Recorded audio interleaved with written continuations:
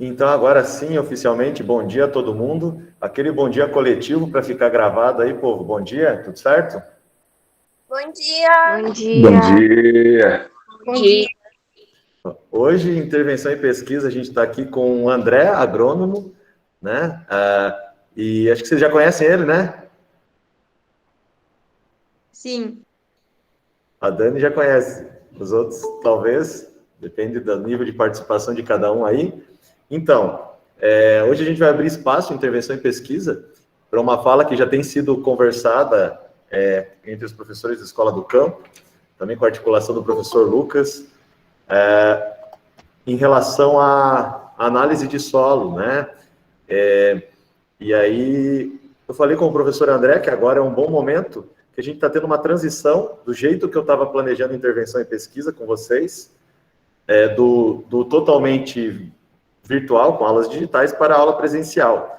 E a aula presencial vai dar para acompanhar muito melhor os dois tipos de alunos, os dois perfis de aluno, aqueles que estão avançados no projeto de intervenção e pesquisa e aqueles que ainda nem planejaram nada nesses meses.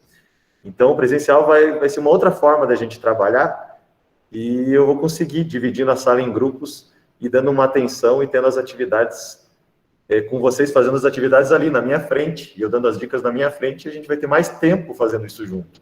Então, vai ser interessante. Então, nesse momento de transição, é interessante, talvez, a gente quebrar um pouco o gelo e ter algo diferente. E aí, na aula de intervenção e pesquisa, a gente ainda não tinha nenhum convidado, né? É a primeira vez. Então, seja bem-vindo ao André, para a gente ter, então, essa instrução técnica, que vai nos ajudar a um pouco refrescar a alma e dar uma pausa no projeto e na cobrança do projeto, mas que ao mesmo tempo vai trazer um conhecimento técnico que agrega em muitas das áreas, né? Porque a gente tem trabalhado com a relação humanidade-terra, e isso importa para qualquer um, né? Independente da área, desde questões envolvendo a importância de entender a terra para termos cuidados ambientais e para termos responsabilidade ambiental em qualquer profissão que estejamos no futuro, bem como para quando a pessoa vai trabalhar de forma mais técnica mesmo, né, diretamente com ações ligadas à terra, né. Então, é um tema de suma importância, e para deixar claro para todo mundo, né, que eu avisei algumas turmas que teria uma atividade de intervenção e pesquisa postada lá no Google Sala de Aula. E aí eu lembrei que eu já tinha postado o plano de pesquisa versão 3.0, e eu já deixei registrado na aula passada que vocês devem fazer o item 1 e 2. E eu gostaria que vocês postassem para a semana que vem o item 1 e 2, beleza? Naquela mesma postagem que já está lá. O item 1 e 2 do plano de pesquisa, versão 3.0. Tá certo? Beleza, Maria? Para a semana que vem. Porque daí quando a gente retomar presencial, isso já tem que estar pronto para todo mundo. Então, deixo isso aqui registrado. E agora eu dou espaço, então, para o André, se quiser se apresentar, André, comentar um pouco, introduzir o tema, e eu vou estar aqui, às vezes, interagindo, né? Mas vou deixar minha câmera e microfone desligados no momento, e fique bem à vontade, tá bom? Obrigado, professor Tiago. Bom dia para todos. Primeiramente, agradecendo o espaço aí que o professor está cedendo para a gente conversar um pouquinho. Meu nome é André, como o professor já disse, André Nicoluzzi, sou engenheiro agrônomo. A gente está em parceria junto com a Escola do Campo aí de Campo Alegre, junto com a Cressol. Então, hoje eu presto serviço para a Cressol e falo em nome da Cressol aqui junto com vocês. E a nossa ideia, conversando já bastante com o professor Lucas também, é trazer um pouco de temas da área do agro, que a gente consiga trabalhar isso de forma gradativa e começando do início até o fim, né? As primeiras etapas até, né? Então, análise de solo, a avaliação dessa análise, plantio, correção do solo, plantio, adubação. Então, aos poucos a gente vai desenvolvendo sem pressa e sem querer atropelar temas, tentando explicar de uma forma mais simplificada, mais didática, para que vocês tenham esse entendimento. Eu vou deixar essa aula, digamos assim, bem à vontade. Se vocês tiverem perguntas no meio da minha explicação, podem ficar à vontade para perguntar. e eu quero iniciar a nossa conversa com um pouco que vocês fizeram no último encontro referente ao que a gente está falando agora. Até a gente tinha combinado com o professor Lucas uma aula presencial aí para a gente fazer a coleta, eu gostaria muito de estar junto. No dia não foi possível por causa de agenda em outros locais, mas eu já recebi os solos que vocês coletaram. Não sei se todos participaram dessa aula lá, mas eu recebi esse solo e encaminhei para análise. Infelizmente, ela não ficou pronta a tempo de a gente estar falando especificamente da análise que vocês coletaram lá. Mas eu vou trazer outro exemplo para vocês aqui hoje, para a gente começar a entender um pouquinho o que é a análise de solo, o que significa cada númerozinho que tem ali. E certamente, no próxima vez que a gente se encontrar, e aí, se for possível presencialmente, a gente traz essa análise que vocês coletaram, e já com um pouco mais de conhecimento, digamos assim, que vocês vão ter, a gente consegue debater e levar para a prática um pouco da teoria que a gente vai passar hoje, tá? De início, você já tem algum questionamento daquela aula da análise de solo? Valeu a pena o exercício? O que vocês acharam?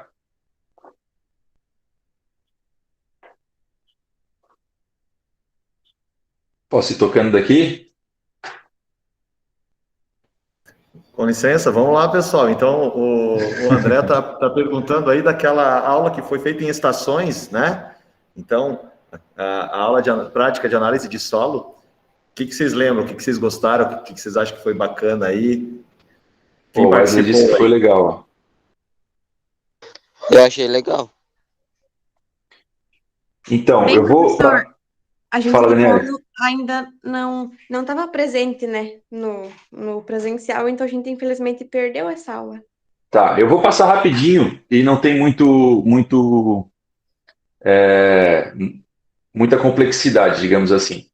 A intenção era fazer uma aula prática de como que a gente deveria coletar essas amostras de solo para encaminhar para análise. Primeiramente, a importância da análise de solo. É como se fosse para a gente um exame de sangue, né? A gente não vai para o médico lá, ele vai olhar para o teu rosto e imaginar se está bem ou se não. Então, ele vai pedir uma bateria de exames, ver como é que está ali o colesterol, como é que está os hormônios, para ver o que tu tem que tomar, se está tudo certo, se tem que reduzir a carne, a maionese e assim por diante.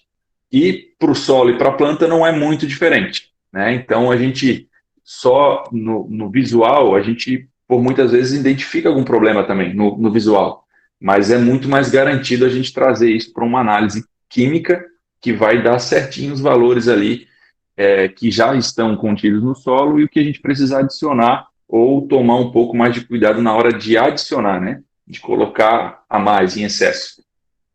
Então, por isso a grande importância da análise de solo hoje para qualquer tipo de cultivo, tá, gente? Isso a gente não fala ainda só para milho, soja, se eu trabalho com gado, não preciso me preocupar com análise de solo, muito pelo contrário. Hoje, com o custo das rações, a silagem cada vez mais alta, vale mais a pena a gente investir num pasto de qualidade, que aí a gente tem que ter um bom solo, ter um bom pasto, do que tá tendo que comprar, investindo mais em ração, em outro tipo de alimento também.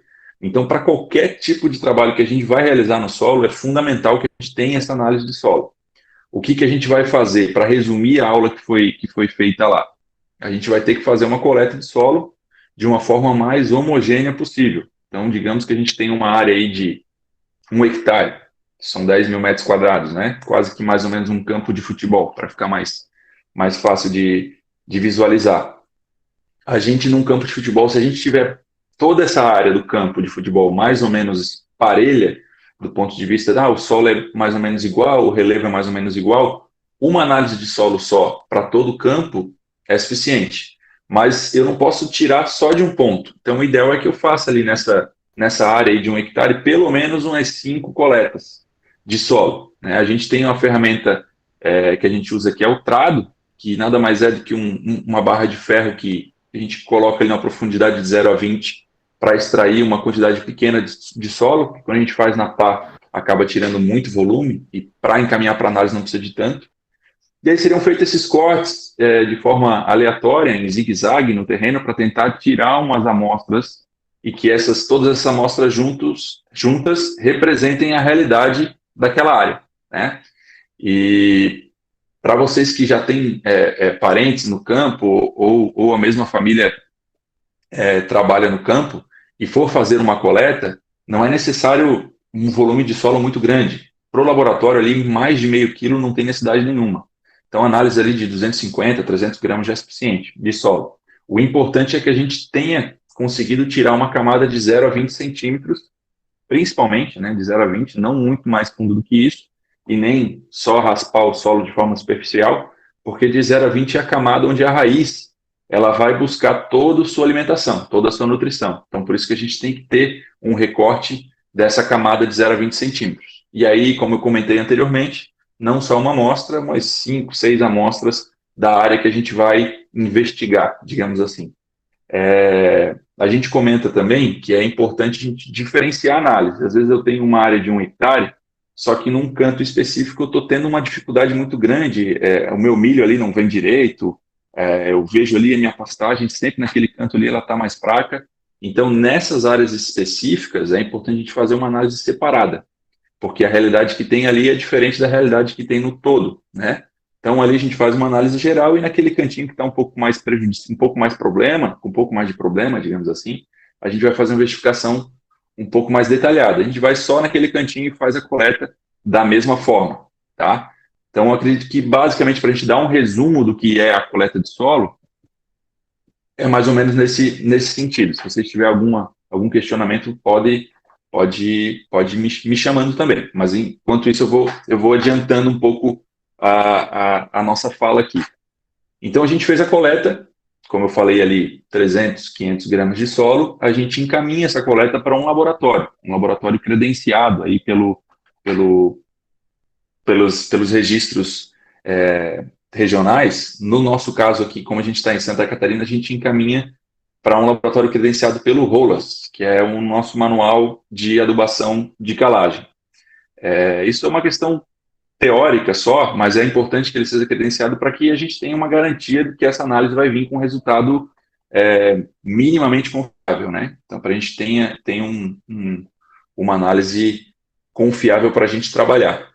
Encaminhamos, eu trabalho muito com a Terra Análise, é um laboratório de Fraiburgo, já encaminho para eles há mais de 5 anos. Então, se vocês tiverem, às vezes, uma demanda aí próximo de vocês e tiverem que recomendar, eu deixaria bem aberta a questão da recomendação, mas coloco a Terra Análise como uma excelente opção, até por questão de custo-benefício e ser uma análise que eu já trabalho há bastante tempo e tenho uma confiabilidade nos resultados muito grande. Então, foi isso que a gente fez com a análise de vocês. Eu coletei essa amostra aí, eu acabei atrasando para pegar a amostra, senão ela já estaria pronta, mas geralmente fica pronta aí na faixa de 10 dias, mais ou menos. Depois da coleta, a gente encaminha, eles demoram uns 7, 10 dias para mandar o resultado. E encaminhando o resultado, a análise chega desse formato aqui. Eu vou espelhar minha tela do computador para vocês e a gente vai conversando junto com a tela do meu computador espelhada aqui para eu ir mostrando para vocês como é que é a análise que vai chegar para a gente.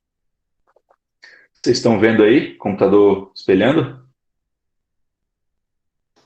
Sim. Boa, vamos lá.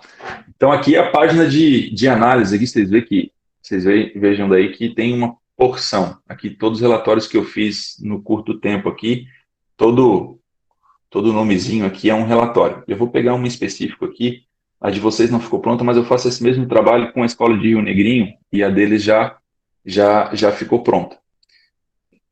Abrindo a análise aqui para vocês darem uma olhada.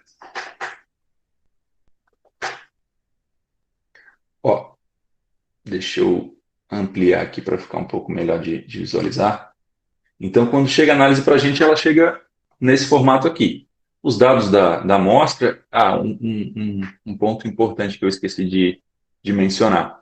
Quando a gente vai caracterizar essa amostra, é muito importante que a gente coloque alguns dados que são fundamentais. Primeiro, o nome, né, do local, cidade, a cultura que vai ser implantada.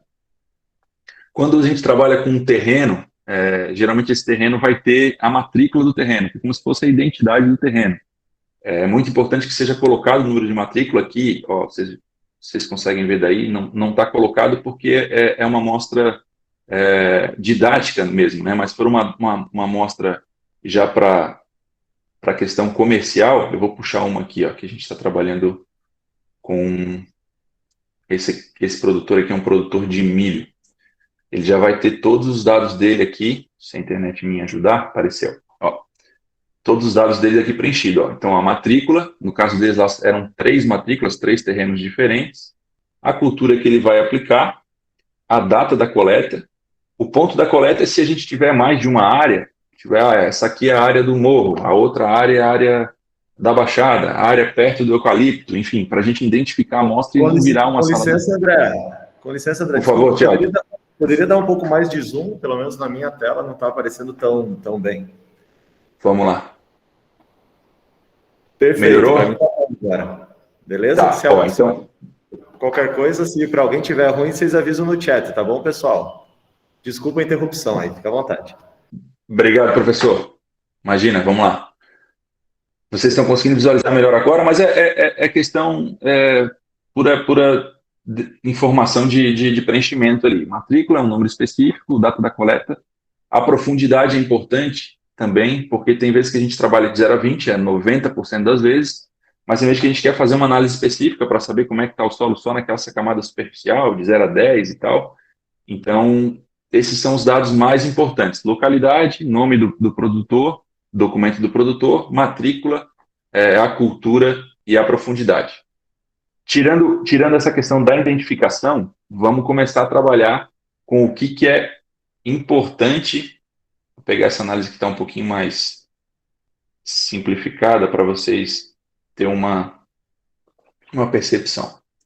O que é importante de a gente detalhar? Tá dando de visualizar aí, gente?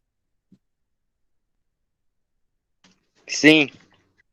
Beleza, vamos lá. Então a gente começa com os primeiros dados aqui. Agora meu celular ficou em cima, eu que não consigo.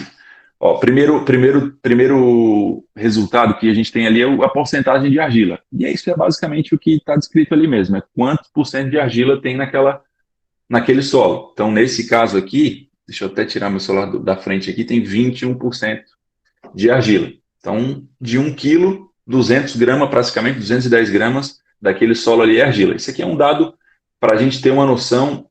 A argila ela tem uma função de retenção muito grande, né? Então, além da questão da umidade, de ela segurar mais umidade, ela também vai segurar mais a nutrição. Então, esse dado é importante para a gente saber o quanto de adubo no futuro eu vou colocar. Quanto mais argila, menos necessário eu colocar uma quantidade muito grande de adubo. Um solo mais arenoso, o ideal é que eu coloque mais nutriente, mais adubo e em mais vezes, porque ele não vai conseguir segurar tanto, né? A argila, vocês conhecem, ele é um material mais liguento, até para manusear ele é mais pegajoso, então ele tem essa função importante no solo, por isso que ele está ali na análise como primeiro resultado. O outro, e eu acredito que é onde a gente vai conseguir trabalhar a aula de hoje, é a questão do pH. Eu não sei se vocês já tiveram essa aula de pH, eu vou tentar simplificar aqui. Basicamente, a questão da acidificação, da acidez do meio. Então, tanto uma Coca-Cola, um suco de laranja, um copo de água, ele vai ter um pH, que é o quanto ou ácido, né? Um pH, o pH em questão de medida, ele vai de 0 a 14.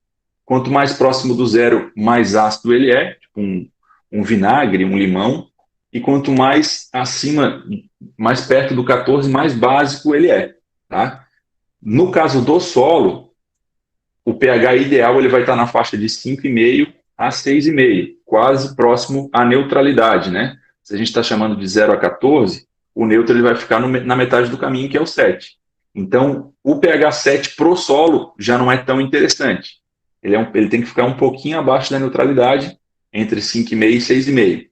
Tem uma característica química aí, quando a gente trabalha nesse ponto de pH, que é um pH onde a planta consegue absorver melhor. Então, para a gente consumir, a gente gosta de consumir, geralmente, né, produtos mais neutros, ou com pH um pouco mais alto. A gente não tem tanta facilidade de ingestão de produtos ácidos. Para a planta não é diferente, só que o pH dela é um pouquinho mais baixo de consumo para elas, é um pouquinho mais baixo que o nosso. Então, ela vai trabalhar dos 5,5 ao 6,5. Nessa faixa, talvez você já tenha escutado esse tipo de expressão, tem alumínio no solo, tem alumínio no solo. O alumínio é um elemento tóxico no solo. Então, nessa faixa de pH, a gente basicamente não precisa se preocupar. Nessa faixa de pH, a gente não vai ter alumínio presente. E aí a gente consegue se preocupar só com a questão da nutrição da planta. Nesse caso que vocês estão vendo aqui, o pH está 5. Então, ele vai estar mais baixo do que o ideal. Eu falei que o ideal ele fica na faixa de 5,5 a 6,5, mas onde a planta consegue absorver o maior número de nutrientes possíveis, a grande maioria das plantas, cada planta vai ter o seu teor favorito, mas a gente pega aí 90% das plantas, ela vai gostar de trabalhar no pH 6.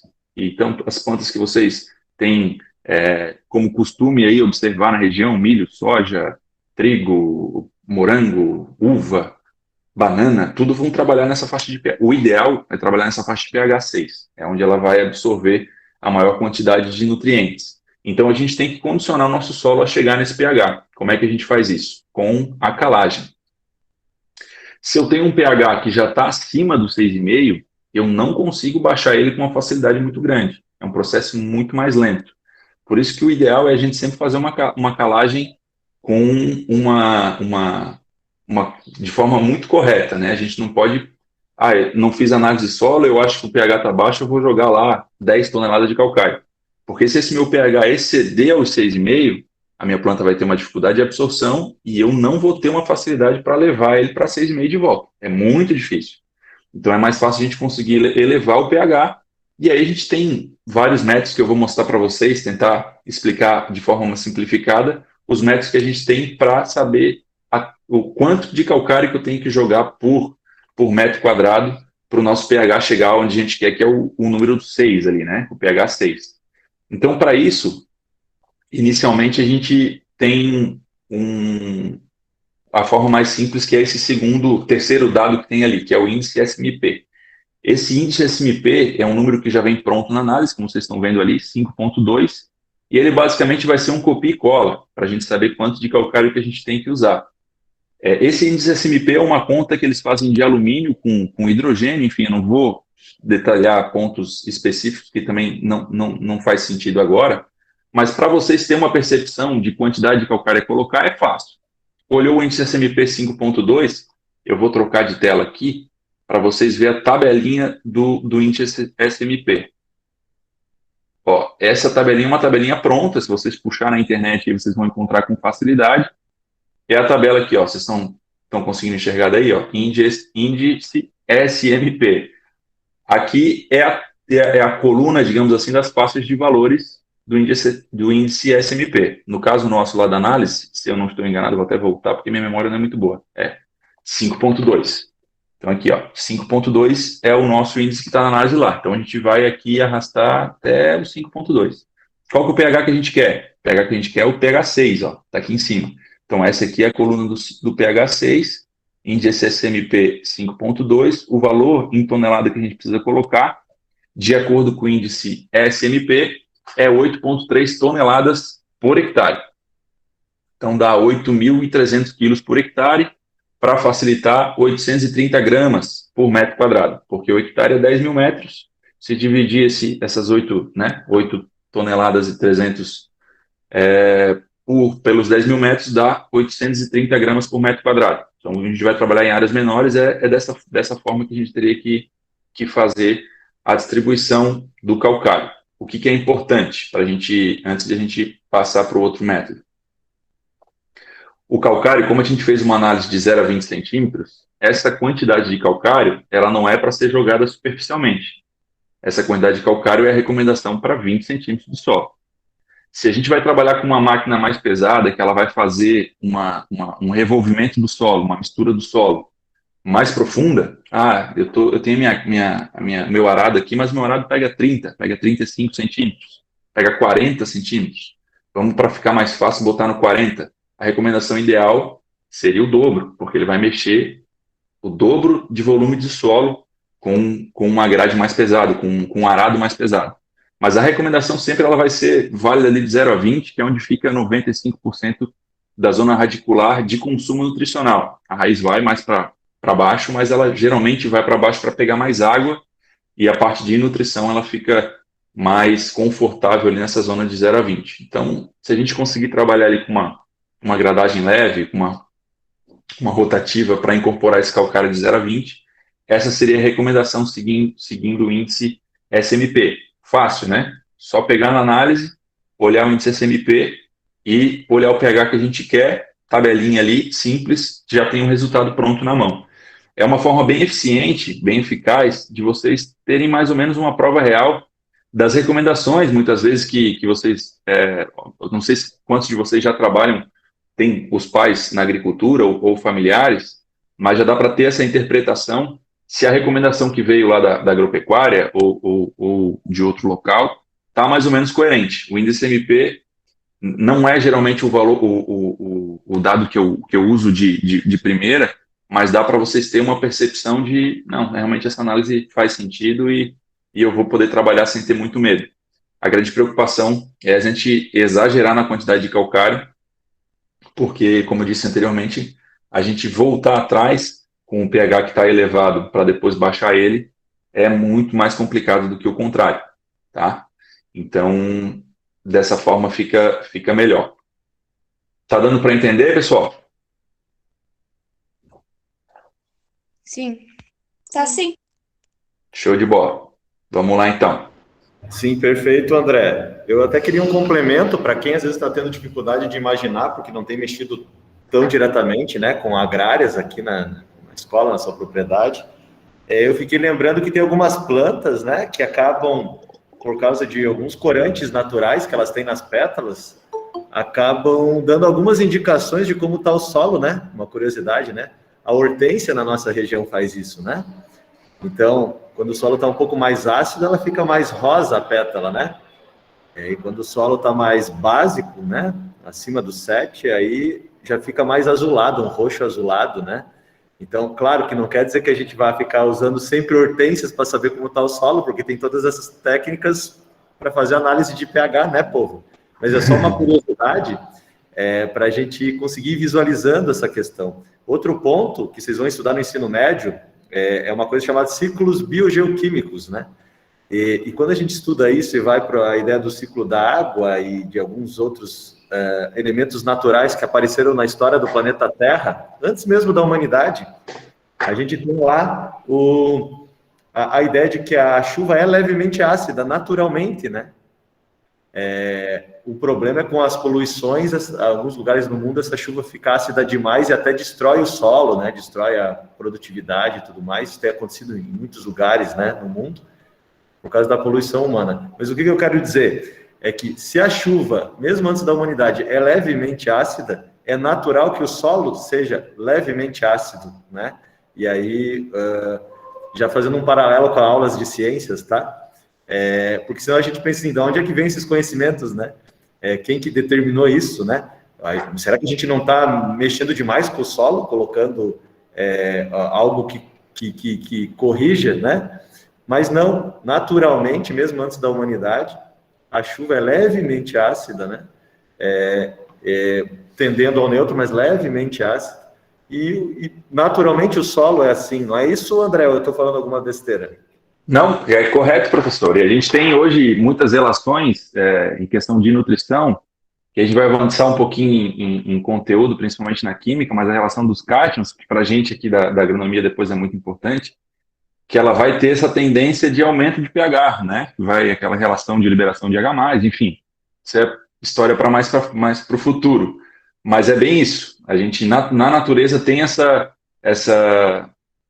tendência de acidificação, só que ele é um processo muito lento, né? Então, como eu disse anteriormente, eu estou com pH elevado, o processo de acidificação desse solo, ele não é preciso e não é rápido. Então, vale muito a pena a gente que quer levar o pH, no caso, trabalhar aí nessa faixa de ideal, aí de 5,5 a 6,5, trabalhar com uma proporção de calcário mais correta, né? Sem exageros. O que acontece que eu vejo muito na prática, professor? Por que eu repito isso? a primeira calagem, geralmente a gente tem um resultado na próxima safra muito visual, porque a planta estava trabalhando aí com pH indesejado e a produtividade dela, com certeza, ela vai ficar aquém do que a gente espera. Então eu fiz uma calagem meio no olho e aquele resultado do ano seguinte, porque a gente teve um resultado de aumento de pH ali, a planta conseguiu se nutrir melhor, visualmente melhorou muito e a produtividade foi melhor. E o que indiretamente a gente acaba pensando? Vou fazer calcário de novo. E no outro ano vou fazer calcário de novo. Só que a calagem, se feita de forma correta, ela vai ter aí uma durabilidade de uns 10 anos no solo, mantendo o pH razoavelmente parelho, digamos assim, dentro do mesmo valor. Então, essa utilização repetida, ela vai estar, em vez de melhorando o solo, vai estar deteriorando, aí, prejudicando a questão produtiva, né? E aí, como esse processo de retorno é mais lento, vai acabar prejudicando a produção por um bom tempo. Por isso a importância de uma calagem realmente bem feita. Vamos com alguns detalhes aqui que é bem importante também. Vocês estão bem próximos de Curitiba, que tem uma fonte de calcário excelente, mas a grande maioria do estado trabalha com calcário de Botuverá, que não tem uma qualidade tão boa assim. E no calcário ele vai ter um número lá que é bem importante, que é o PRNT do calcário. Isso significa a granulometria que esse material tem. É o quanto triturado ele é. O calcário, gente, nada mais é do que uma rocha. Ele é uma pedra lá, que eles vão triturar essa pedra. É uma pedra com uma quantidade de cálcio muito grande, ou só cálcio ou cálcio e magnésio, muito alta. E esse cálcio e esse magnésio que vão fazer as reações químicas no solo para aumentar o pH, tá? Para falar de forma simples. O quanto melhor é feita essa trituração, mais rápida vai ser a nossa velocidade da reação ali no solo. É a mesma coisa que eu colocar aí uma costela inteira para assar e cortar uns pedaços de maminha para fazer na grelha ali também. O pedaço cortado, fatiado, menor, ele vai ter ele vai ficar pronto muito mais rápido, né? Do que eu pegar uma janela de costela ali, vai ficar 12 horas no fogo para ficar uma carne boa. O calcário é a mesma coisa. Como ele é uma pedra, e essa reação química ela não acontece de uma hora para outra, é um processo de, basicamente, apodrecimento ali dessa pedra no solo, até a gente conseguir o efeito que a gente quer do aumento de pH. Quanto mais triturado, maior o PRNT. Meu PRNT é 100%, show de bola. É um material que a gente pode, no caso ali, 8 toneladas, jogar só as 8 toneladas. Agora, quando a gente pega um material com PRNT um pouco mais baixo, o PRNT é de 70%. Eu, na teoria, teria que aumentar a concentração do produto, porque se eu jogar 8 toneladas, só 70% disso que vai reagir. Na teoria, é basicamente isso que acontece. Então, eu tenho que aumentar ali uns 30% a mais do volume de aplicação do calcário. Então, além dessa informação do índice ali, vale a pena a gente prestar atenção no PRNT do calcário que a gente está utilizando, para saber o volume que a gente for colocar. Um detalhe que eu gosto sempre de trabalhar, como esse processo de apodrecimento ele é muito lento, não vale a pena a gente colocar um volume muito grande numa vez só. A gente está trabalhando com solo, às vezes, há 3, 4, 5, 10, 15 anos e quer corrigir de uma safra para outra. Às vezes não é possível, porque se a gente colocar aí 10, 15 toneladas de calcário num hectare de uma vez, esse processo vai ser muito lento. E aí vai demorar 4, 5, 6 meses para esse calcário começar a trabalhar ali, fazer o efeito do pH. E nesse tempo a gente está trabalhando com a cultura ali dentro e ela vai ter dificuldade até mesmo de absorver os nutrientes, porque o calcário vai atrapalhar a absorção. Vai estar ali no processo de disponibilização do cálcio e do magnésio, que eu comentei para vocês que tem nessa rocha calcária, e essa quantidade vai ser tão grande que vai dificultar a absorção dos outros nutrientes que é importante para a planta. Então, muitas vezes, quando o solo está com pH muito baixo e precisa de muito calcário para a gente corrigir, eu recomendo que faça isso em 2 aplicações. Faz isso, vamos colocar para ficar um número redondo, 10 toneladas deu a minha recomendação lá que eu vi. Coloca 5 toneladas esse ano, trabalha esse solo, incorpora, dali uns 60 dias, faz o plantio. Na próxima safra a gente faz outra análise, porque muitas vezes eu não vou precisar colocar mais 5. Às vezes aquelas 5 toneladas que eu coloquei reagiu bem, em vez de colocar mais 5, eu posso colocar só mais 2, mais 3, e eu fiz a correção e o solo ficou perfeito para o cultivo em relação ao pH, tá? Outro detalhe que a gente tem que se preocupar, isso aqui é um pouquinho mais técnico, eu vou tentar explicar de forma simples. Se vocês ficarem com alguma dúvida, vocês me interrompam, por favor. Eu vou voltar a fazer a apresentação aqui para vocês, do computador. E como que você faz análise da matéria orgânica do solo? Vamos lá. Vamos lá, que está aqui já também o resultado da matéria orgânica. Deixa eu pegar a análise que a gente estava trabalhando aqui. Essa aqui é do Júlio, essa aqui é a outra que a gente estava trabalhando. Ó, a matéria orgânica é um dado que vem pronto para a gente aqui, ó. Tá conseguindo enxergar daí? Foi o Wesley que fez a pergunta, né? Sim. Tá aqui, ó, Wesley, ó, matéria orgânica do solo, 4.4 basicamente. Isso aqui é uma matéria orgânica muito boa, muito boa. Acima de 3, já tem uma matéria orgânica no solo muito legal. Qual que é o ponto? Quanto maior a matéria orgânica, menos nitrogênio eu preciso colocar no plantio, né? No plantio, no decorrer da lavoura.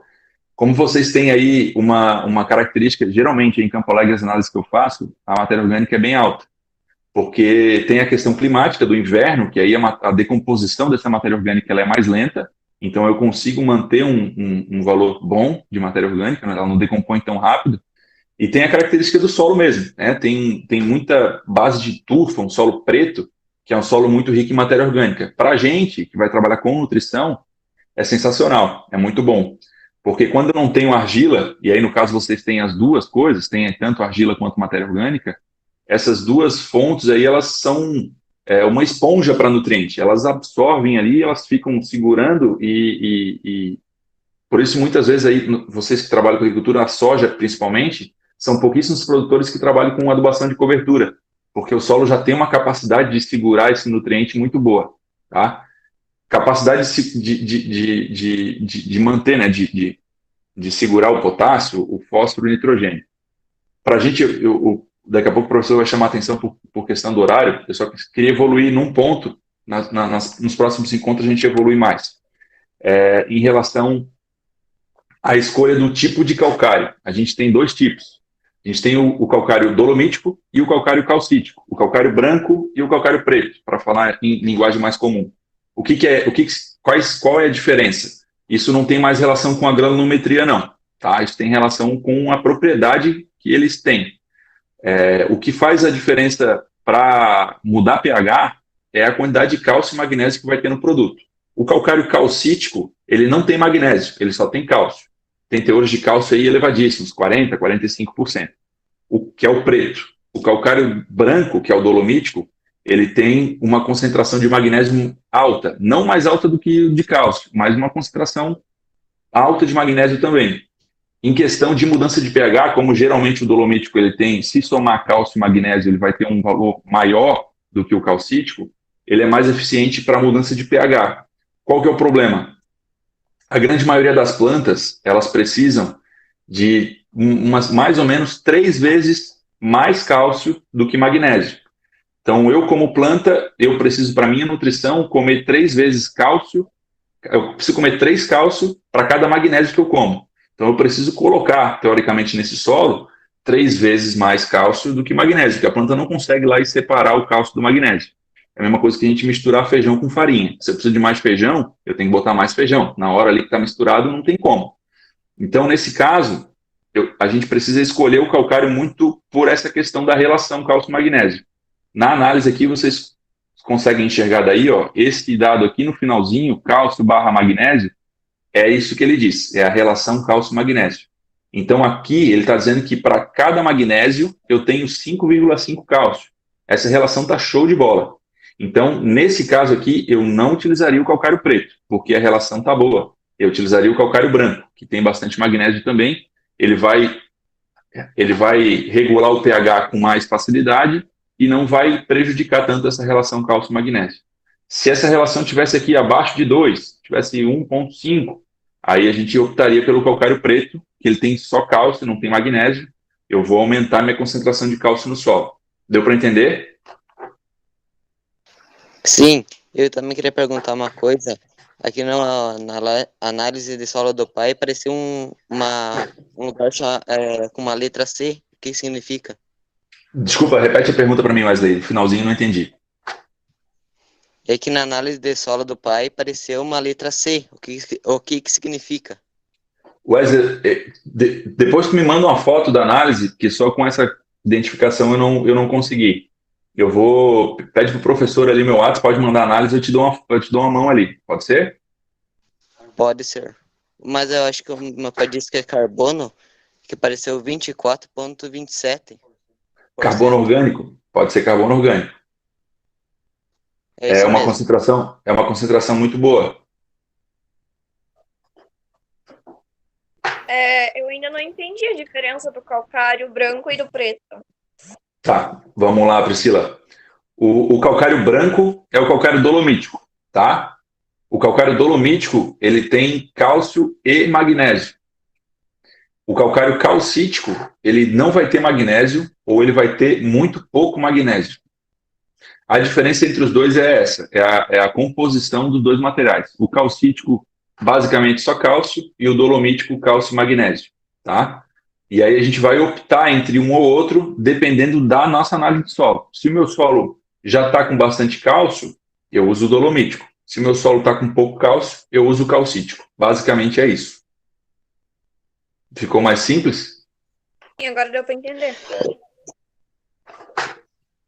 E na análise de solo do pai apareceu 32% em matéria orgânica. Daí, quanto de nitrogênio, de ureia tem que colocar na planta?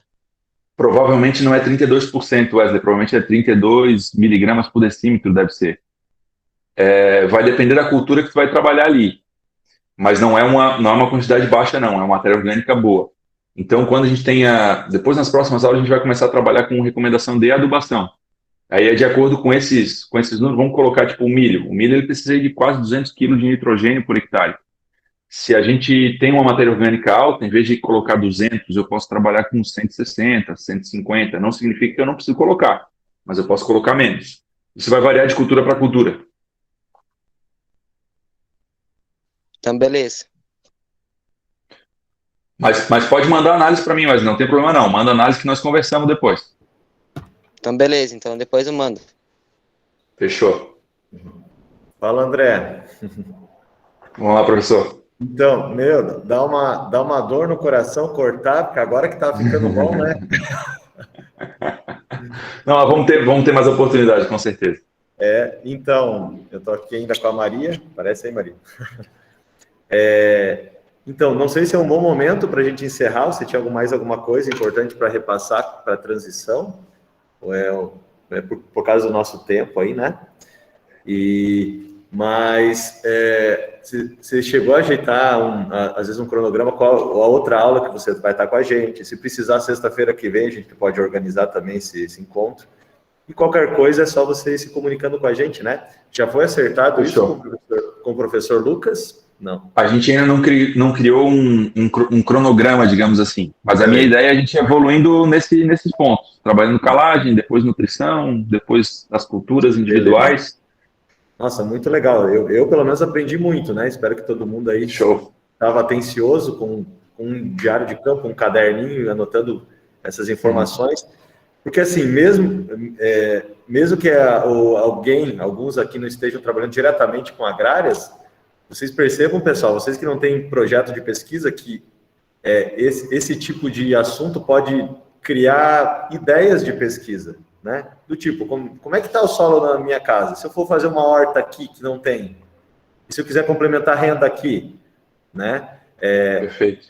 E mesmo pessoas que gostam mais da área social, humana, às vezes fazer investigações. Será que os produtores locais, na minha família, no meu bairro, conhecem sobre isso? Você conhecendo sobre isso, você pode aplicar uma pesquisa de humanas com entrevistas e questionários sobre o quanto de conhecimento os pequenos produtores têm sobre isso, né?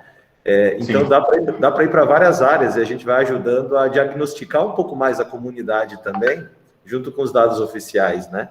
Então, dá para fazer, como muita gente não tem, e a gente está na cadeira aqui de intervenção e pesquisa, muita gente ainda não escolheu o que pesquisar. Aproveitem essas aulas e criem perguntas nas suas cabeças, que a gente possa ajudar vocês a projetar um plano de pesquisa E aí, de tudo que precisar da parte técnica, o André está aí também para nos ajudar, não é, André?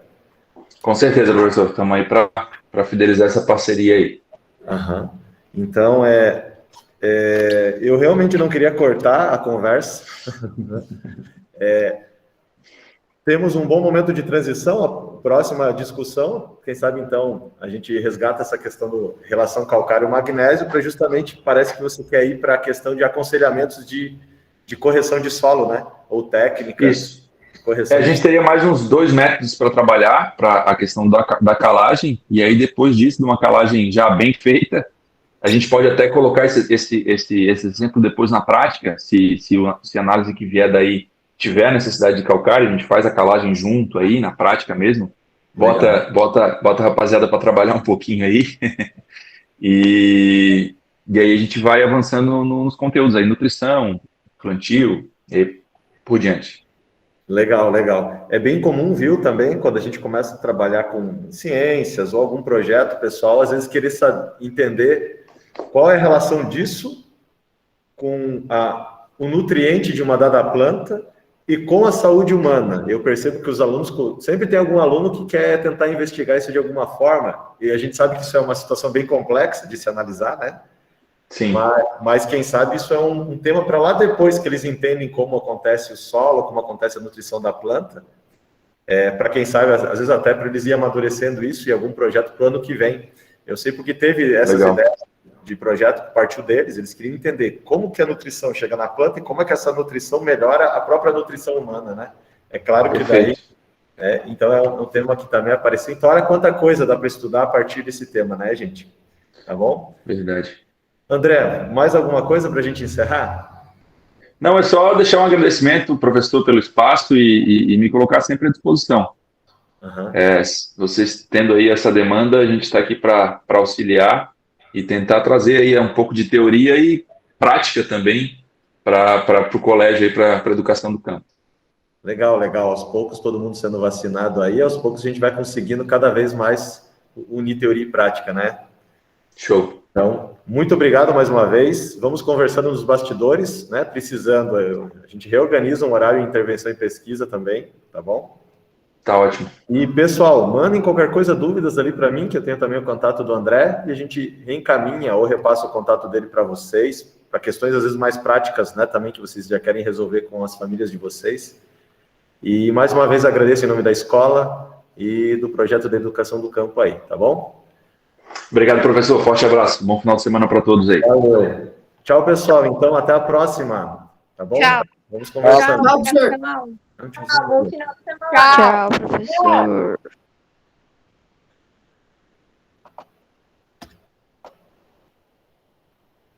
Valeu, professor. Falou, tchau, tchau. Até a próxima. Bom fim de semana.